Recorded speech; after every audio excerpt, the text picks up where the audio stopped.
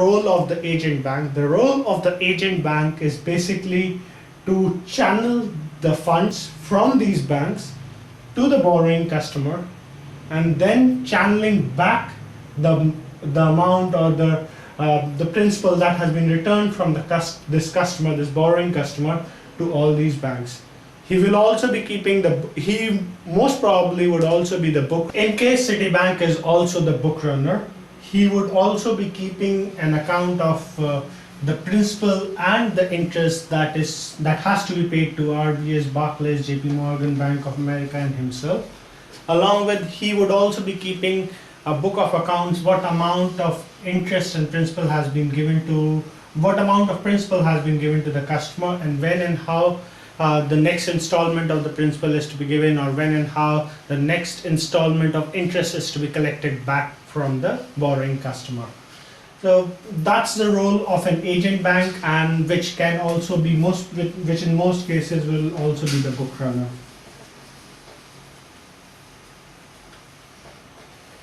Coming to the benefits that this customer has, the first and foremost benefit is that he doesn't have to go to each of the banks with the separate loan application granting him £4 billion of loan.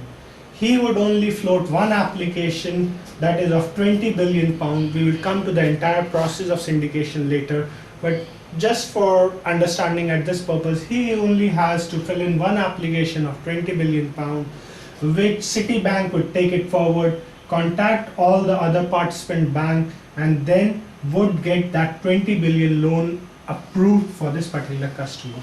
So he saves an headache for entering into agreement with all the banks separately. Thereby he would also save his time.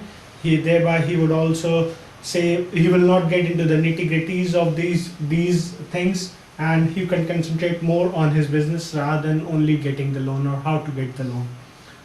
What's the benefit for the banks or the participant bank or the agent bank? The main benefit is that they don't have to maintain such a high amount of exposure for a particular customer. So thereby they are reducing their exposure.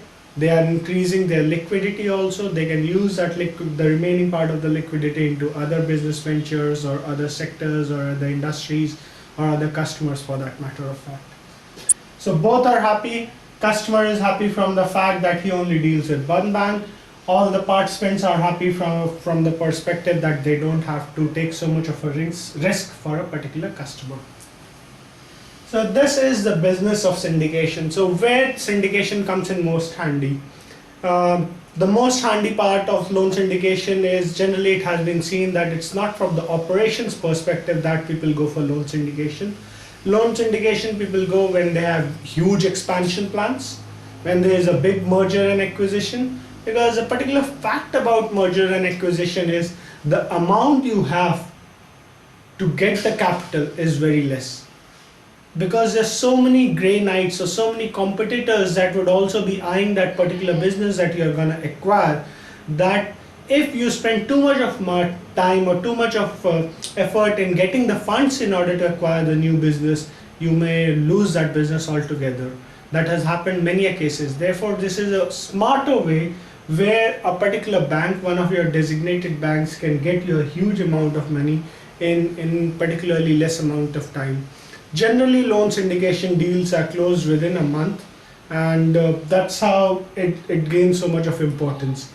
The importance of loan syndication is very high in the European markets, because the entire European market takes into account only one currency, that is euro, and you can borrow the money from different currencies, so you don't have from different countries, so you don't have that country restriction that is there in many countries from the central bank of many countries, that you can't lend more than this much of a amount, say in US dollar or say in Indian rupee, to a particular customer.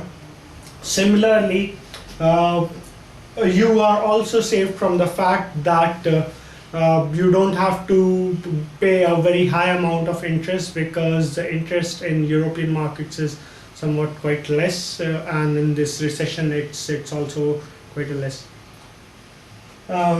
Then the other future of loan syndication, at present what has happened, the banks have stopped trusting on themselves also. So that was a major challenge that caused the loan syndication market to crash or go down quite a high, quite down in perspective of growth or in perspective of expansion. Now, what we are seeing in loan syndication market, a little bit of revival, but now people have more moved to the bond market, and the organization or corporates are giving out high yield bonds. But some time in future, they are going to realize that high yield bonds are making them pay a lot of more money than the syndication market. And when the mutual trust between these banks would also grow, they would step back into the loan syndication arena. Thank you. Thanks a lot.